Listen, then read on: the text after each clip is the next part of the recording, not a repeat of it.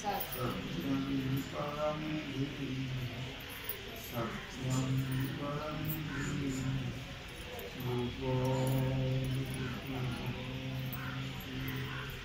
श्री सद्गुरु ज्ञानेश्वर महाराज की जय। श्री जगद्गुरु तुकाराम महाराज की जय।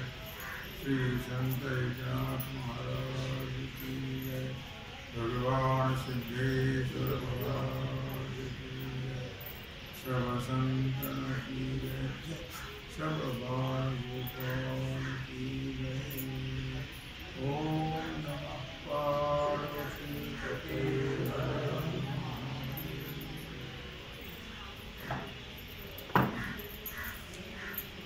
तहाने तहन से पियावी भूखे लिया भूखति खावी अहोरात्रवावी मवा मवारा। भगवान सिद्धेश्वराच्या श्रीमद रूपेण श्री रुक्मिणी पंडुरंगाच्या चरणाजवळ बसून श्री सद्गुरु ज्ञानेश्वर महाराज, श्री जगद्गुरु तुकाराम महाराज, श्री संत एकनाथ महाराज यांच्या चरण सानिध्यामध्ये आपण सर्वजण मिळून महान ग्रंथराज ज्ञानेश्वरीच्या 12व्या अध्यायाच्या 63व्या ओळीचा आपण विचार करतो आहोत। योग मार्गाचं काठिण्य सांगताय।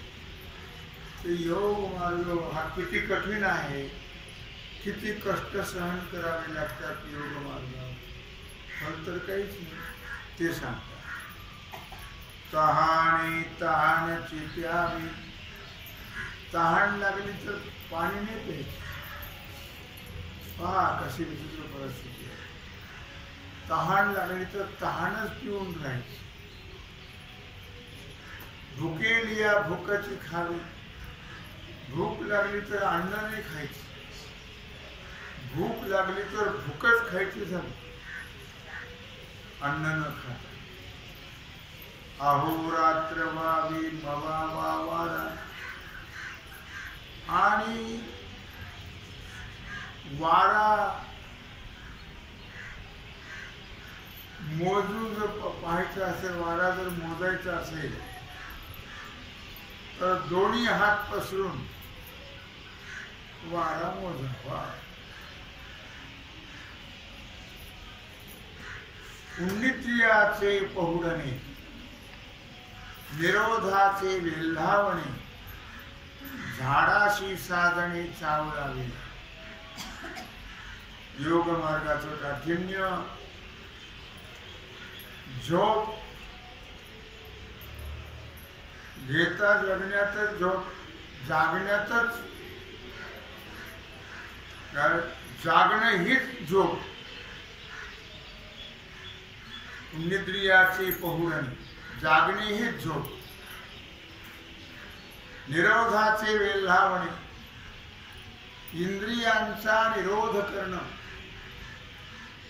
योग मार्गामध्ये इंद्रियाच्या म्हणण्याप्रमाणे वागता येत नाही, तर सर्व कंट्रोल। इंद्रियांचा निरोध हेच विषय प्रशस्त भोगणे आहे। आणि झाडाशी साधणे चावळावे का, झाडाबरोबर संभाषण करणं हेच आहे झाडाबरोबर मैत्री करणं। शीत वेढावे, उष्ण पांघुरावे, थंडी वाटली तर थंडीच पांघरायची, उष्ण उन्हाळा ऊन लागलं तर फॅन नाही लावायचं, ऊनच पांघरायचं।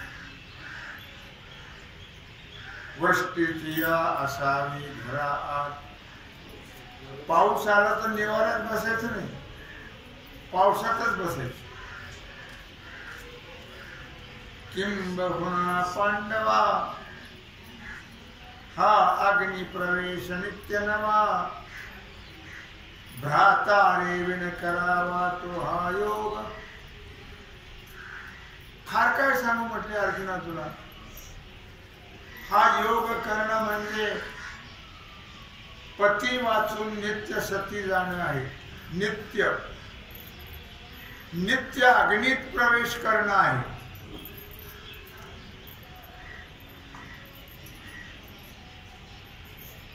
भ्राता रेवणे करावा हा योग. एवढा या मार्गाचं काठिण्य आहे. एक स्वामीचे काज न बापी व्याज बापीचे व्याज परिमरणेशी झुंज नित्य नव्हे.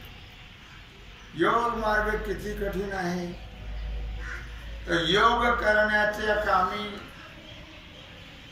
नवऱ्याचं काम नाही आहे. म्हणजे नवऱ्या समवेत सती गेला असता जसा पुढे तोच प्राप्त होतो असं म्हणतात लोक. तसं नवरा मिळण्याचं काम नाही आहे काही. किंवा काही कुलाचाराच्या निमित्ताने योगासारखे कष्ट सहन करावे असं कुलाचाराचं निमित्तही नाही. पण मरणाबरोबर मात्र नित्य युद्ध करावं लागतं. मरणाबरोबर सारखं झुंजत राहावं लागतं.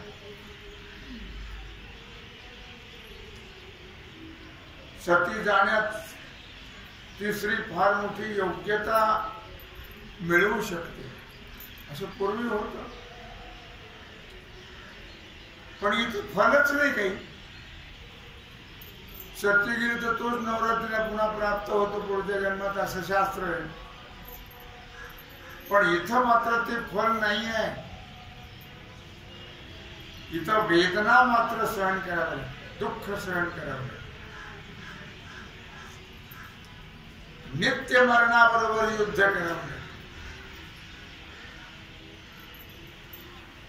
अर्थातच कुंडलिनी जागृत झाल्यानंतर प्रथमतः योग्याची काय अवस्था होते याबद्दल माऊली ज्ञानराज या अध्यायात विस्तृत वर्णन करतात. कारण योगाचं वर्णन करण्याचं कारण भक्ताचं महत्व सांगायचं आहे. योगाचं काठिण्य सांगायचं आणि भक्तीचं सुलभत्व सांगायचं. ऐशी मृत्यू होणे तिख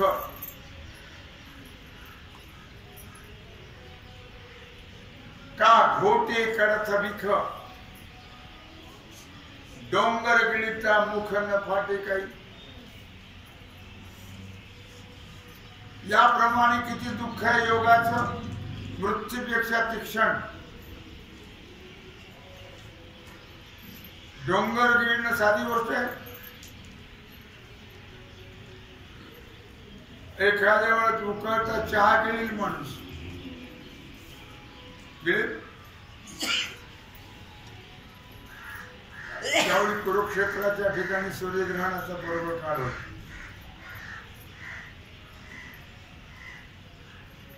त्यावेळी सर्व द्वारकावासी इथं आले. गोकुळवासी पण आले. पण ते बिचारे दुरून दुरून. अरे मोठी माणसं सोन्याच्या बंगल्याने राहणारे आणि ते मातीच्या घरात राहणारे. त्याबरोबर राधा पण आली होती. पण राधा आली ती आली आणि सभागृहामध्ये भगवंताच्या मांडीवरच जाऊन बसली. राधा ही काय चीज आहे कुणाला माहित नव्हतं. रुक्मिणीला सुद्धा कळलं नाही. रुक्मिणी मातेला मत्सर निर्माण झाला, द्वेष. अरे वा, आम्ही एवढ्या सटाकून मोठमोठ्या ही जाऊन बसते सभेमध्ये मांडीवर, हिचा काटा काढलाच पाहिजे. रुक्मिणी मातेचं भागवतात वर्णन आहे. रुक्मिणी मातेच्या असं मनात यावं म्हणजे थोडस पण आलं त्यांचं. आणि सांगितलं व आदर करायचा आहे तुमचा. राधाला सांगितलं दूध घ्यायला या. आणि उकळतं दूध दिलं झालं, उकळतं दूध. पण राधाने काही विचार केला नाही. ते उकळतं दूध घट घट घट पिऊन टाकलं. आई साहेबांना वाटलं उकळतं दूध मरल, बस काही नाही. अरे परिणाम काहीच झाला नाही. संध्याकाळी जेव्हा भगवंताचे पाय चेपण्याकरता रुक्मिणी माता गेल्या तर ते फोडाले. आई साहेबांना काय भांगडी, हे कुठे गेले होते देवाला, हे फोड कसे आले पाय. विचारलं देवा, म्हणजे आई काय भानगड, ते फोड तुमच्या पायाला कसे काय. मी याच्यावर सांगतो, डोंगरगिरीचा मुख न फाटी काही. उकळतं दूध घेतल्यावर तोंड पोळणार नाही का. आपलं गरम गरम चहाने पोळत आणि मग ते उकळतं दूध. विचारलं आई साहेबांनी, हे फोड कसे काय आले, हे तुमचाच कारभार आहे म्हटलं. काय बोलता जरा समजून उमजून बोलायचं म्हणजे तर समजून काय बोलायचं, हे तुमचाच कार्यक्रम आमचा. म्हणजे सर आठवण आहे का सकाळची, म्हणजे सकाळी काय केलं, तुम्हाला काही त्रास दिला का, हे पोट कसं काय तुमच्या पाय. अहो म्हणजे राधा आलती ना, म्हणजे हवा होती, तिला तुम्ही थंड दूध दिलं का. असे बोललंच नाही, गपचूप नाही. मी तुम्हाला विचारतो थंड दूध दिलं तर नाही, म्हणजे उकळतं दिलं. मग राधाने माझ्या चरणाला समर्पित करून दूध घेतलं. आणि माझे चरण कुठे असतात, राधाच्या हृदयामध्ये ते चरण असतात. आणि त्या उकळतं दूध त्याच्यावर पडल्यामुळे हे फोड आले. तिला काही नाही, तिने तुम्हाला अर्पण केलं. श्रीकृष्ण चरणार्पण असतो. चरणाला अर्पण केल्यावर माझ्या चरणावर ते दूध पडलं. तिला काय बोललं नाही. भक्तीचं आहे. पण योगामध्ये तसं नाही आहे. योगात म्हटले डोंगरगिरीचा मुख न फाटे काही. अहो डोंगर जर गिरायचं ठरलं तर काय होईल परिणाम, मुख वाढणार नाही. तसा योगाचा प्रकार. म्हणून योगाची वाटा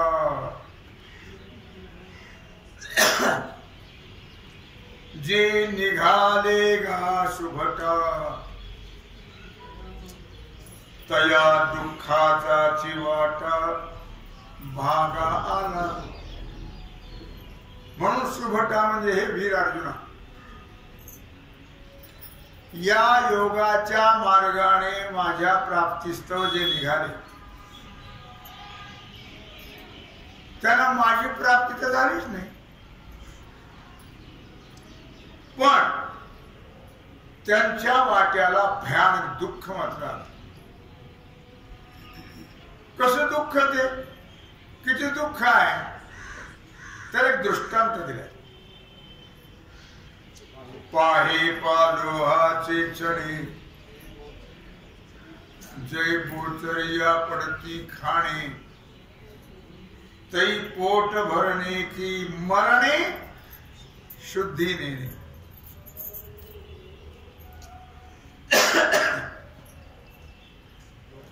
पाहे लोहाचे चणे,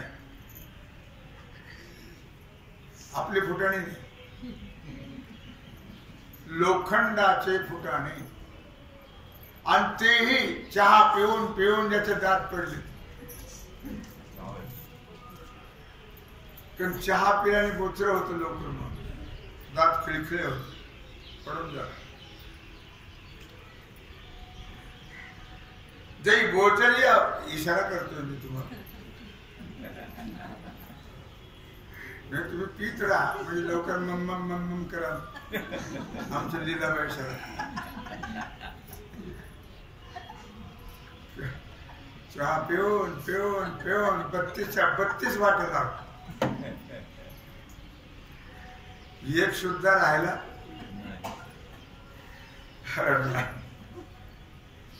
तेव्हा बाईट दात कवळी बसले बरे दिसत नाही त्या अगोदर नंतर फोटो काढा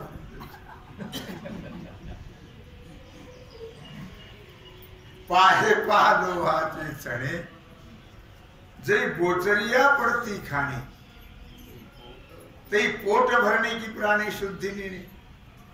आमचा पाठ प्राणी आहे यांनी सुधारून घेतले मरणे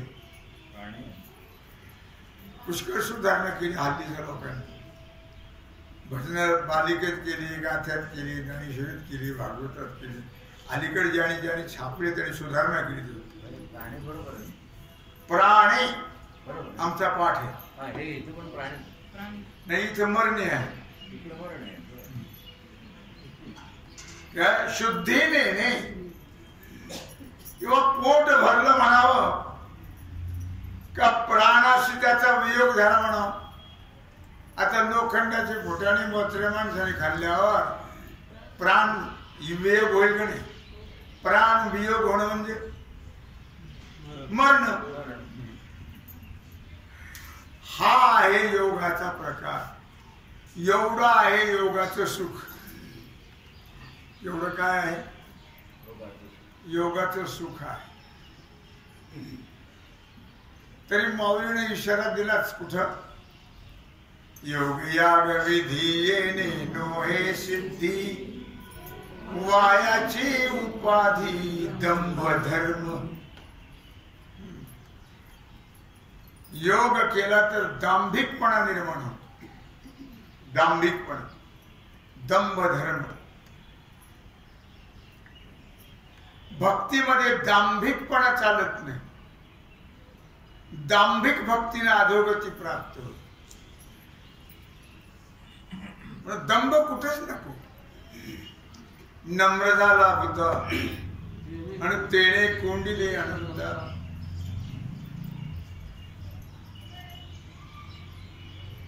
का नम्र झाला बुद्ध तेने कोंडिले विनम्रता.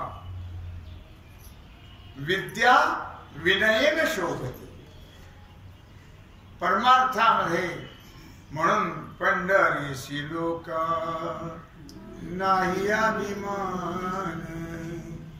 पंढरीसी पंढरीचा नाही पंढरीसी लोका नाही अभिमान. पाया पडे जन एकमेका. पाया पडे जन एकमेका. पंढरीशी लोका नाही अभिमान. जे पंढरीला जातात त्या वारक्याला अभिमान नाहीये. पाया पडणं म्हणजे विनम्रता. त्याच द्योतक येते विनम्रता. आपला अहंकार घालवणं पाया पडणं म्हणजे. नुसतं पाया पडणं येते असं नाही. हे म्हणतात पाया पडणं येते ते म्हणजे अंबाबाईला पाहुणं. तसलं पाया पडणं नव्हतं. पाया पडे जन एकमेक म्हणून समुद्रबाही. संपलं योग संपला संपवलं. म्हणून समुद्रबाही तरणे आथिकेही. का गगना माझी पायी खोलीत असे. विचार करण्यासारखी गोष्ट आहे. समुद्र तरुण जाता येईल का. शक्य आहे का नाही. समुद्र तरुण जाणं एखादा अभ्यासू सावरकरासारखं जात. सगळ्याला शक्य आहे का समुद्रात तरी एक लाट आली की यद्गत्वान निवर्तन. म्हणून समुद्रबाही तरणे आथिकेही. समुद्र तरुण जाणं हे कधीच शक्य नाही. लक्षात कधी शक्य होणार नाही. का गगना माझी पायी खोली जात असे. म्हणजे आम्ही मंगळावर चाललो. कसे पायी. काय म्हटले का गगना माझी पायी खोली जात असे. आकाशामध्ये पायाने चालणं शक्य आहे? जमिनीवर चालायची पंचायत. जर आकाशात कधी चालायची? वळगली या रणाची थाटी, अंगी न लगता काठी, सूर्याची पावती का होएगा. रणांगणामध्ये गेले आणि मी अंगाला शस्त्र लागू दिलंच नाही, असं का शक्य आहे का? मग गेलाच नाही काय? जसं तो माणूस एकदा बायको स्वयंपाक करत होती, तो चुलीला पायला शेकत बसला होता. थंडीचे दिवस होते, उन्हाळ्याचे नव्हते. आणि तो असा गप्पा मारत होता. मी जर असतो रणांगणावर तर मुर्दे पाडले असते किती का. ती म्हणली काय चुलीला पायला बोलता, जा की मग जरा धापट मारून या. काही गप्पा मारत होते. तुला काय वाटलं मी नुसतं गप्पा मारतोय? बघ जातोच मी. गेला. आता गेला तर पुढे युद्ध चाललं होतं, मागे माणसं मरून पडलेली होती, मारली. ते कोणाचे हात कोणाचे पाय असे सगळे बांधनाला घेऊन. हे बघ म्हटला, औक्षण कर मला आता. ते म्हणजे का मी रणांगणातून आणून जाऊ? हे काय बारा बांधून आणलंय मूर्त्यांचं. त्याने काय रे? म्हणजे हाताने पाय येते, मुंडके कुठे येते? अगोदरच नाही येते म्हणलं. तुम्ही काय युद्ध केलं? गप्पा नसत्या, गप्पादाच फार असतात लक्षात. वळगडी या रणाची थाटी, अंगी न लगता काठी, सूर्याची पावती का होएगा. धुमश्चक्रीमध्ये युद्धात गेला आणि या अंगाला काही लागू दिलं नाही, घाव सुद्धा. असं शक्य आहे? असं शक्य नाहीये. का सूर्याची पावती का होएगा. किंवा पायाने आपल्याला सूर्यमंडळाचा भेद करता येईल? आता ऊन सहन होईना काय. माणसं मरायला लागले उष्णा घाताने. तर सूर्याची पावती कसं शक्य आहे? इतका अवघड आहे योग. समारोप करतात योगाचा. ऐसा ही जरी धिमसा बांधोनिया आकाशा, जोंबती तरी किलेशा पात्र होती. ऐसाही जरी धिमसा, असं असूनही जर ते जीव धैर्य राखून, धैर्य धारण करून निर्गुणाचा पिच्छा पुरवतील, म्हणजे योगाचा अभ्यास करतच राहतील, तर त्यांना झोंबती तरी क्लेशा पात्र होते, तरी त्यांना दुःखच भोगावं लागेल. अलीकडे हिमालयावर जाण्याचा प्रयत्न करतात लोक, शिखरावर. कोणतं शिखर ते? एव्हरेस्ट शिखर. जातात काही लोक बिचारे, काही मध्येच समाधी. अवघड आहे ते. एव्हरेस्ट शिखर जिंकणं फार अवघड आहे. आजपर्यंत या वाटेमध्ये कितीतरी मेले. योगाच्या वाटेला जाणं म्हणजे आकाशाला झोमण्यासारखं आहे आणि मरणाला निमंत्रण देण्यासारखं आहे. मरणाला, क्लेशाला पात्र होतात. अर्थातच नाथराय वर्णन करतात भागवतामध्ये 20व्या अध्याय 268 ओळी. हा योग अभ्यासी योग गहन, आवचटे कोणा साधे जाण. हा योग अभ्यासी योग गहन. हा जो योग अभ्यास आणि योग साधायचा म्हणतात ते फार कठीण आहे. आवचटे कोणा साधे. एखाद्याला चांगदेवासारख्याला, चांगदेवानंतर कुणाला सांगायचं? साधलं रामदेवाला. चांगदेवानंतर कोणाला साधलं सांगा ना. काय आवचटे कोणा साधे जाण हा मार्ग बहु कठीण. नाथराय वर्णन करतात. तुझं मी सांगेन ग आन, तुला शपथ घेऊन सांगतो म्हटले उद्धवा. भगवान सांगतात अर्जुना, उद्धवा हा ऐकता अति गोड वाटे. प्राणायाम करायचा, कुंडली जागी करायची, कुंडली अमृत पेतीन, ती ओकते, शरीर सोन्याचं होतं, दात चांदीचे होतात, केसही सोन्याचे होतात. हे ऐकायला खूप बरं वाटलं. पण कुंडली जागी करणं म्हणजे तोंडाच्या गोष्टीच काय. आता सगळ्या योगाचा विचार सांगितला आज, आणि त्या दिवशी पण सांगितलं किती कठीण आहे योग. हा ऐकता अति गोड वाटे. ऐकायला खूप बरं वाटतं, परिकरिता काळीज फाटे. पण जर करायला गेलं तर काळजाचे तुकडे होतात, तुकडे. तरी न साधेची महाहाटे. काळजाचे तुकडे झाले तरी साधल्या जात नाही.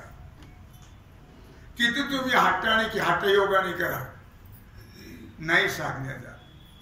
येत ठकले लाठे सुरनर. अरे इथं देव सुद्धा फसले, त्यालाही साध्य झालं नाही. असो हे अत्यंत कठीण. 20व्या अध्यायात वेद 271-70. असो हे अत्यंत कठीण. भागवतातलं तुझं मी सांगेन गा आण, अन्वीक्षिकी विद्या जाण, त्वं पद शोधन विवेकू. भगवान सांगतात उद्धवाला, उद्धवा तुला मी वेगळं सांगतोय, थोडं लक्षात ठेव. हे असं अत्यंत कठीण, जाऊ दे योगाचं काठिण्य, पण मी तुला वेगळं सांगतोय. अन्वीक्षिकी विद्या जाण, वेदांत जवंत. त्या वेदांतामध्ये त्वं पद शोधन विवेकू. तत्वं पदाचं शोधन जर करायचं ठरवलं तर विवेकाशिवाय नाही. विवेक पाहिजे त्या ठिकाणी. तत्वं पदार्थ शोधन म्हणून विचारसागरात एक कॉलम आहे, तत्वं पदार्थ शोधन. मी सुरुवातीला जेव्हा विचारसागरवर शिकायला गेलो तेव्हा माझ्या डोक्यात वेगळं चालू. म्हणजे की दीपोळी जे पदार्थ करतात, सत्य सांगतो मी, त्यापैकी हा एखादा पदार्थ असायला पाहिजे. तत्वं पदार्थ म्हटलं नाही. नंतर जेव्हा ते लवकर डोक्यातच बसणार आहे, तत्वं पदार्थ शोधन, तत्वं पदार्थ शोधन. तत्वं पदार्थ शोधण्यात फार अवघड नाहीये. तत्वमसी महावाक्याचा विचार आहे. तत्पदवाच्य ईश्वर आणि लक्ष्य आहे ब्रह्म.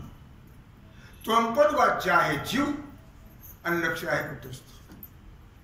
वाच्यार्थाने जीवाचा आणि ईश्वराचं कधीच ऐक्य होत, कारण जीवाचे धर्म वेगळे, ईश्वराचे धर्म वेगळे आहेत. लक्षार्थाने मात्र ब्रह्म आणि कुटस्थ एकच. ब्रह्मच जेवढा व्यापक ब्रह्माचा भाग व्यापलेला आहे अंतःकरणाने, त्याला कुटस्थ नाव आहे, ती एकच आहे. याला तत्वं पदार्थ शोध इथं विषय म्हणून सांगितलं मी. परिकरिता का अन्वीक्षिकी विद्या जाण, त्वं पद शोधन विवेकू. पण तत्वं पदार्थाचं शोधन करण्याला विवेक लागतो. विवेक विवेक पाहिजे, वैराग्य पाहिजे, समाधी षटक पाहिजे, मुमुक्षुता पाहिजे. या सगळ्या गोष्टी असतील तर तत्वं पदार्थ शोधन. पहिली गोष्ट आहे विवेक, आत्मा आणि आत्मविवेक. दुसरी गोष्ट आहे वैराग्य. वैराग्य अवघड गोष्ट आहे. या लोकापासून तर ब्रह्मलोकापर्यंत जेवढे भोग आहेत त्या भोगाच्या त्यागाच्या इच्छेला वैराग्य. शमाधी षट संपत्ती, शम, दम, श्रद्धा, उपरम, समाधान आणि तितिक्षा, हे सहाला समाधी षट. शम, मनाला कोणीकडेच जाऊ द्यायचे नाही, अजिबात नाही, याला शम म्हणतात. मनावर कंट्रोल, तर तुमचा परमार्थ साध्य होईल. नाही तर त्रिवेणी संगमी नाना तीर्थे भ्रमी, चित्त नाही नामी तरी ते व्यर्थ. नाम घेता आणि नामेच्या ठिकाणी चित्त पाहिजे. चित्त नाही नामी म्हणून निदान कमीत कमी फोटो घेऊन तरी बसा जप करतात. म्हणजे मूर्ती तिथं राहील, फोटो म्हणा, मूर्ती म्हणा. नाही तर तुम्ही डोळे झाकून जप करा. नाम जपत आहे वैखरी आणि चित्त धावे विषयावर. तोंडाने नामस्मरण चालू आणि मनात चहान भाजीन कायन कांदेन बटाटेन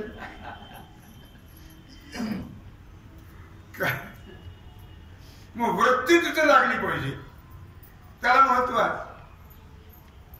मुद्दा काय चाललेला आहे की समाधी षटक, शम, दम. दम म्हणजे दम द्यायचा नाही. दम म्हणजे इंद्रियाला बाह्य विषयापासून आवरणं, इंद्रियावर कंट्रोल करणं, त्याला म्हणतात दम.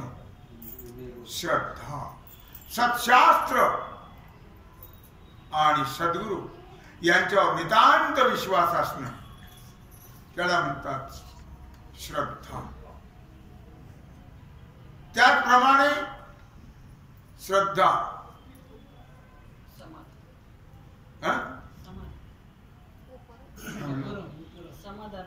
उपरम, उपरम सांगायचं.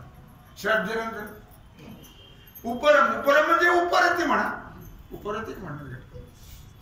उपरम उपरती एकच. स्त्री, धन, पुत्र, घर, देह,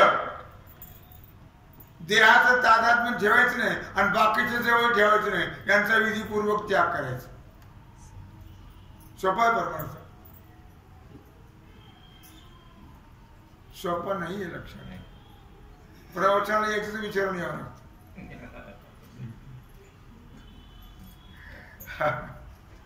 कुठल्या वेळेला किती वाजता सुटलं प्रवचन?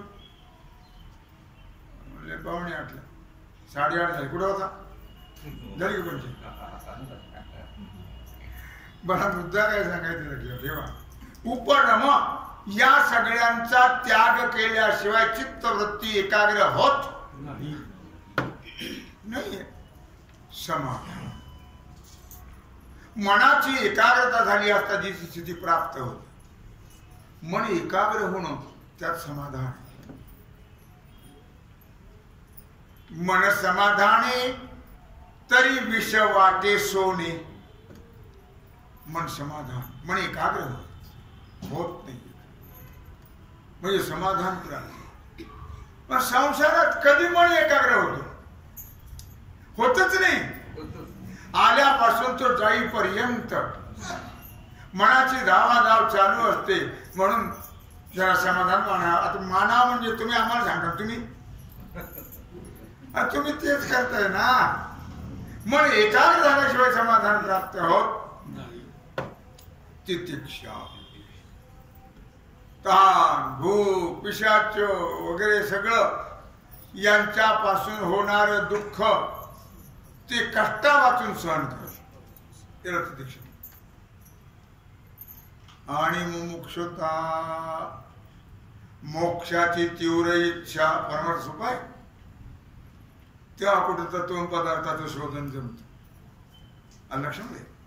मुद्दा काय चाललेला आहे आपला की परी अन्वीक्षिकी विद्या जाण त्वम पद शोधन विवेकू. या गोष्टी असं योगेश्वर भगवान श्रीकृष्ण परमात्मा उद्धवाला सांगत आहे. महाराजांचा संप्रदाय आदिनाथापासून आहे, माऊली ज्ञानराजांचा. आदिनाथ उमा बीज प्रगटले मच्छिंद्राला धले सहज स्थिती तेची प्रेम मुद्रा गोरक्षा दिधली पूर्ण कृपा केली गैनीनाथा गैनी प्रसादे निवृत्ती दातार ज्ञानदेवा सार चोजविले. आपला फार मोठा संप्रदाय लक्षात. आपल्या संप्रदायाचे आद्य वारकरी जर कोण असेल तर भगवान शंकर आहे लक्षात. पंढरीचे आद्य वारकरी महान वैष्णव भगवान शंकर आहेत आणि त्यांच्यापासून आपला संप्रदाय चालता आलो ग. कुठल्या लुंग्या शुंग्यापासून नाही. आणि लक्षात घे. म्हणून म्हटलं या ठिकाणी की अनिवीक्षणी की विद्या जाण त्वम पद शोधन विवेक. अशा प्रकारे योगेश्वर भगवान श्रीकृष्ण परमात्मा उद्धवाला सांगतायत फार मोठा संप्रदाय आहे आपला. कुठल्याही प्रकारे किती लोकांनी तरी त्याची छेड काढली तरी त्याला उणीव निर्माण होत उणीव निर्माण होत नाही लक्षात. किती कुणी काही प्रयत्न करतो विशाल संप्रदाय आहे. तरी पण श्री ज्ञानेश्वर महाराज हे तसं तर पाहिलं तर पूर्णत्वाला प्राप्त झाले. उपददाची ज्ञानी हे वर्म जाणोणी आले लोटांगणी चांगले. उपदताच ज्ञानी होते ज्ञानेश्वर महाराज. पूर्ण अपूर्णता नव्हती त्यांच्या ठिकाणी. हे 6व्या अध्यायात सांगितलेला विचार आहे. म्हणून सांगितलं योगासारखं दुवाड योगासारखं कठीण दुसरं काही नाही आहे. आणि भक्तीसारखं सोपं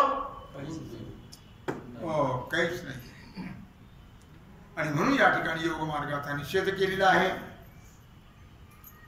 आणि 12व्या अध्यायामध्ये विशेष करून भक्ती मार्गाचं वर्णन केलेलं आहे.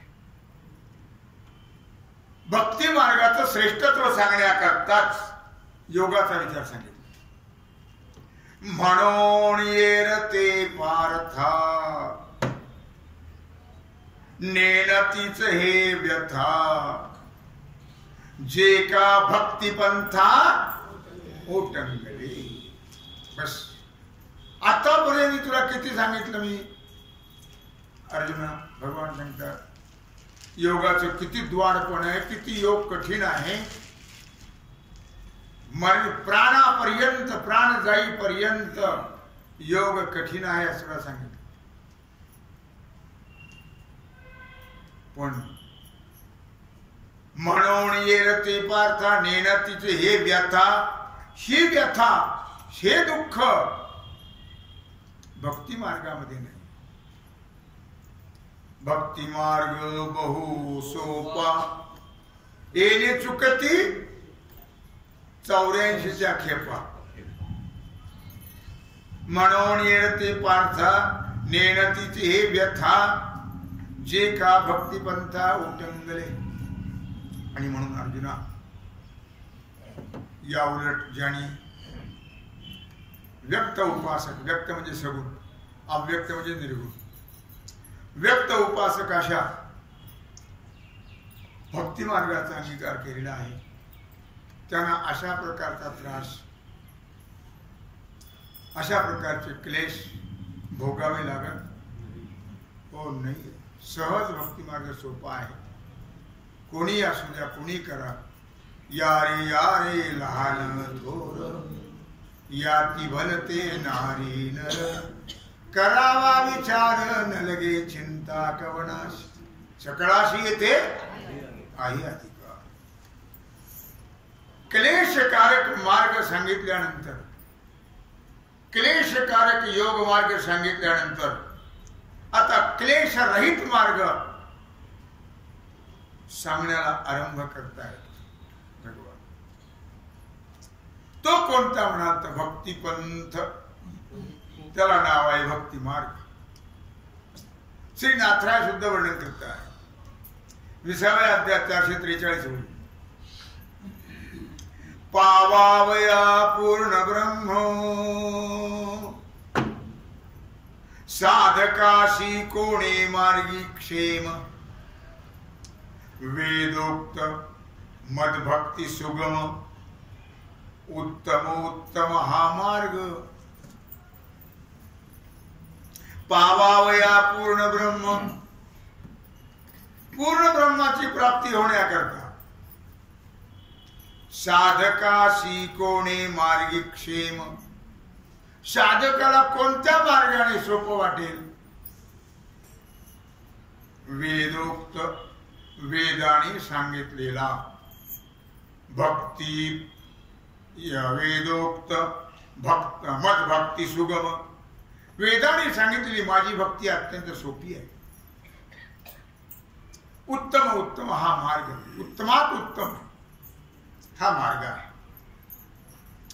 आणि की मार्गे जाता जाण, काम लोभाती उठे विघ्न. भक्ती मार्ग सोडून जर दुसऱ्या मार्गाने तुम्ही गेलात तर अनेक प्रकारचे विघ्न निर्माण होतात. आपण पाहिलंच आपण काय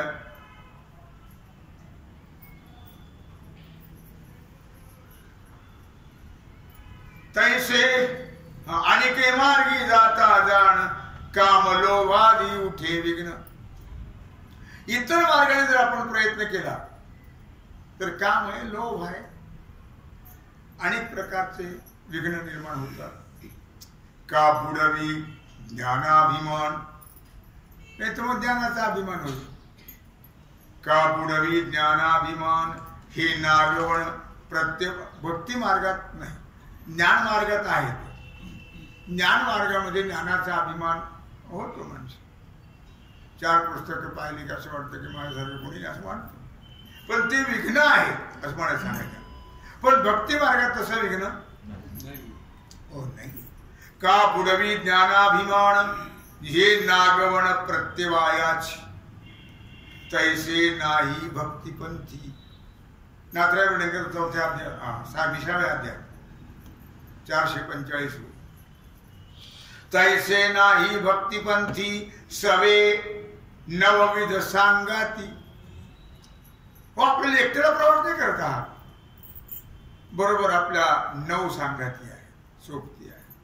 श्रवणम कीर्तनम विष्णुस्मरणम पादसेवनम आर्चनम वंदनम दास्यम सख्यम आत्मनिवेदनम. हे 9 जण सोबती आहेत या भक्ती मार्गात. कुठल्याही मार्गाचं अवलंबन करा. चढता पाऊली अतिविश्रांती, भजन युक्ती मदभावे. हो, चढत्या वाढत्या प्रमाणामध्ये तुम्ही भजन करा, पण माझ्या भावनेनं करा. तुम्हाला कुठल्याही प्रकारचा त्रास दुःख होणार नाही. न साकारिता योग साधन, न लागे त्वम पदाचे शोधन. योग साधना करावी लागते, चित्त एकाग्र व्हावं लागतं, वेदांताचा अभ्यास करावा लागतो, तत्वम पदार्थाचं शोधन करता येतं. याहुनी सुलभ साधन तुझ मी आण सांगेन. त्या सगळ्यापेक्षा हे सोपं साधन. तुका म्हणे सोपे आहे सर्वाहुनी, शहाणा तो धनी घेत असे. जे कष्ट करता तरी थोडे, पण योगाचे सकळ फळ जोडे. की ज्या भक्ती मार्गामध्ये योगाचेही फळ प्राप्त होत. त्वम पद शोधन त्यापुढे होय बापुढे लाजोणी. सहज भगवत स्वरूपाची प्राप्ती होती. त्वम पद सुद्धा लाजून निघून जात. माझी भक्तीची आणि जगमार्गी रिगमू नाही विघ्नाला. नामाच्या चिंतने 12 वाटा पळती. हळूच म्हणजे मोठे नामाच्या चिंतने 12 वाटा पळती. माझी या भक्तीच्या निजमार्गी रिगम नाही विघ्नाला. माझ्या भक्ती मार्गामध्ये विघ्न नष्ट होतात. विघ्नाचा प्रवेश मी भक्तांच्या प्रेमभागी रंगलो रंगी श्रीरंग. मी भक्ताच्या प्रेमामध्ये रंगून गेलेलो आहे. सद्भावे करता माझी भक्ती, भक्तीची नवे विघ्न प्राप्ती. अशा प्रकारे सद्भावे भक्ताशी बाधिती व्यथा म्हणजे दुःख होत नाही. ते भक्तीचा महिमा श्रीकृष्ण स्वतः सांगी उद्धवाशी असा हा भक्तीचा महिमा भगवान श्रीकृष्ण परमात्मा उद्धवाला सांगतायत. स्वतः भक्तीचं योगाचं महत्व संपलं, योगाचं काठिण्य का किती आहे ते सांगितलं. आता भक्ती मार्गाचा महिमा सांगतायत. भक्ती मार्ग किती सोपा आहे त्याचं वर्णन करतायत. तेव्हा झालेली सेवा भगवत चरणी समर्पित करून राहिलेला जो सेवेचा भाग आहे तो आपण उद्या करू.